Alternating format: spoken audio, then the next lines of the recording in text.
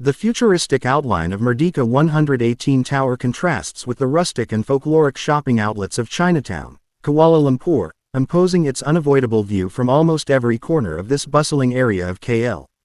This superstructure is the second highest building in the world. It outshines the 241 skyscrapers taller than 150 meters in Kuala Lumpur and shoots at an altitude of 678.9 meters in the vault of heaven dominating the Southeast Asian city.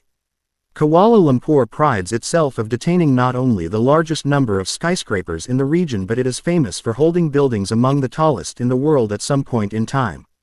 For instance, the Petronas Twin Towers, officially opened in 1999, used to be among the first most imposing buildings worldwide and still remains the tallest twin towers on the planet.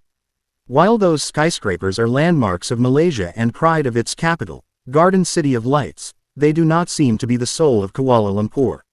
What really is seducing in KL is the authenticity of its people, the colors, the delicious food available till late, the lively atmosphere, the multicultural representations, the reliability and availability of its transport facilities, freedom of movement and relative sense of safety and security, so long one takes precautions, to mention but a few aspects.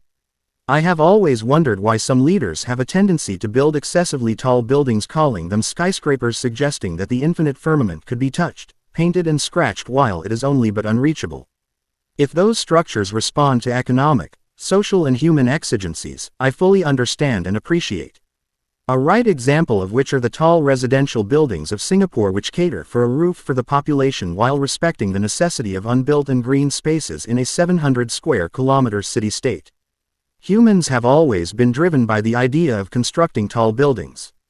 The idea of elevation, of reaching heaven, or being closer to it is, in itself, not only noble, but, most probably, an inbuilt thirst for spiritual elevation which they materialize through the height of their sanctuaries. Yet, when ego takes over and motivation is perverted, the taste is altered. I might be wrong, but I have been more fulfilled by the taste of the mouth-watering preparations served, with a welcoming smile, from the rustic and folkloric food outlets of Chinatown than from the omnipresent sight of Merdeka 118. This might well show that heaven is closer to human heart, the emotions it shares, than from any towering construction, no matter how high it fares. Alain Janot.